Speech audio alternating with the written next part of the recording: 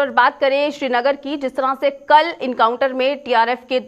तीन top commanders को जो है मार गिराया गया पुलिस की तरफ से। इसकी जानकारी पूर्ण रूप से पुलिस ने ट्विटर हैंडल के जरिए दी और साफ तौर पर यह कहा गया कि इनकाउंटर जो है वहां पर किया गया जिसमें ये तीन टीआरएफ के टॉप कमांडर्स जो है ये मार गिराए गए थे। ये भी कहा जा रहा है कि ये जो भी आतंकवादी थे जिन्हें मार गिराया गया है, ये सुपिंदर कौर और दीपक चांद मेहरा जो कि स्कूल टीचर्स थे, उन पर जो है जिस तरह से हमला हुआ था और उन्हें जिस तरह से मार गिराया गया था, उस हमले में जो है ये तीनों आतंकवादी शामिल थे, इस तरह की बात भी पुलिस ने कही। लेकिन वहीं पर उस एरिया की बात करें, जब ये इनकाउंटर हुआ है वहां पर जो लोग थे उन्होंने इस पर सवाल उठाए कि जिस तरह की बात जो है पुलिस यहां पर सामने रखने की कोशिश कर रही है, ऐसा नहीं है। क्योंकि जहां पर इन आतंकवादियों की बात करें, जिस तरह से ये कहा जा रहा है, तो ये साफ तौर पर जनता ने यहां पर सवाल उठाए कि उनकी तरफ से किसी भी तरह से फायरिंग यहां पर नहीं की गई थी, लेकिन उसके बावजूद भी इन तीनों लोगों को मार गिराया गया। अब इसमें कितनी सच्चाई है ये तो अब जो है वहां पर मौजूद लोग जानते हैं, या फिर जहां जिस तरह से पुलिस जो है वहां पर बता रही है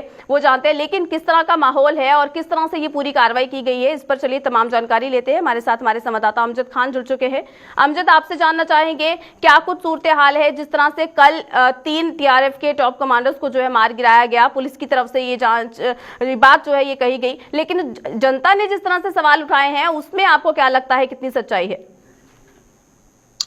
देखिए, लगातार पिछले कई समय से काउंटर मिलिटेंसी ऑपरेशंस कश्मीर में जारी है। इसी तरह के एक ऑपरेशन कल शाम को श्रीनगर के रामबाग इलाके में देखने को मिला, जहां पर एक नाका लगाया गया था स्पेसिफाइड इनपुट के बाद, और वहां पर मौके पर जो गाड़ी पहुंची, गाड़ी को सराउंड किया गया, उन्हें गाड़ी से नीचे बुलाया गया मिलिटेंट्स को, लेकिन उन्होंने एक तरह से कह सकते हैं एज रिपोर्टेड रिटेलिएट किया, जिसके बाद एक ब्रीफ शूट आउट हुआ जिसमें 3 मिलिटेंट्स के मारे जाने की खबर सामने रखी जा रही है। पुलिस ने पुष्टि कर दी है और उसके साथ साथ ये भी कहीं सारे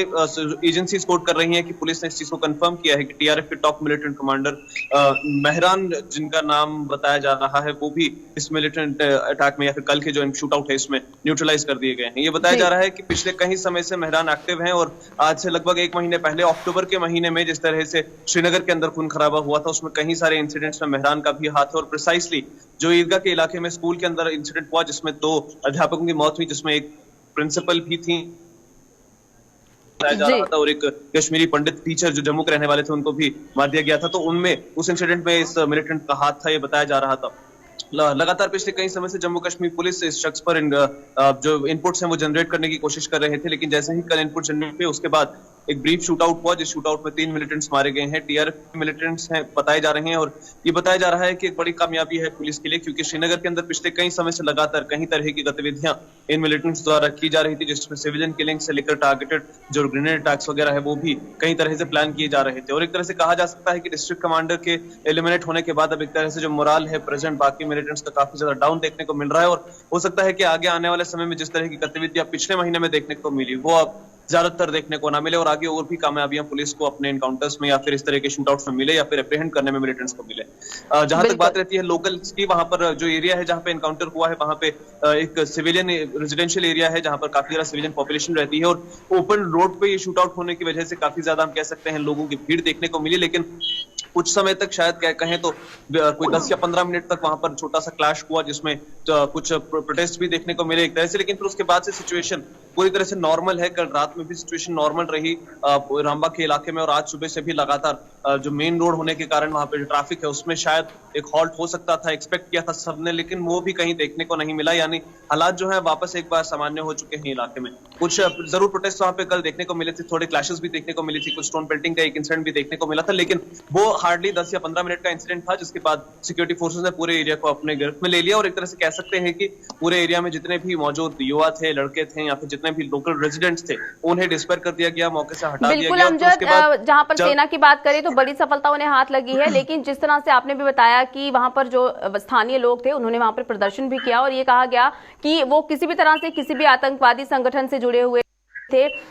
वहां से। लेकिन अगर उसके बाद बात करें तो जिस तरह से ये भी बताया जा रहा है कि ये तीनों लोग जो आतंकवादी जो मार गिराए गए हैं, इन्हें जो है पहले से ही हिटलिस्ट पर रखा गया था। पुलिस जो है इन्हें जो है पकड़ने की पहले से ही कोशिश कर रही थी, और क्योंकि जब से उनका नाम जो है इसमें सामने आया था उसके बाद से ये तीनों मिसिंग थे। लेकिन उसके बाद ऐसा कैसे कहा जा सकता है कि ये तीनों जो है किसी भी आतंकवादी संगठन से ताल्लुकात नहीं रखते थे? देखिए पिछले कई समय से जब से मिसिंग थे उसके बाद से कई तरह के पोस्टर्स भी रिलीज हुए, ऑडियोज भी रिलीज हुई, वीडियोस भी वायरल हुई, जिसके बाद इन्हें कैटेगराइज कर दिया गया था। ए टू सी की कैटेगरी में मिलिटेंट्स डिवाइडेड थे और जो मिलिटेंट कमांडर्स मारे गए हैं वो सी कैटेगराइज्ड मिलिटेंट थे। मेहरान शाला जिनका नाम बताया जा रहा है, श्रीनगर के डाउनटाउन के रहने वाले हैं,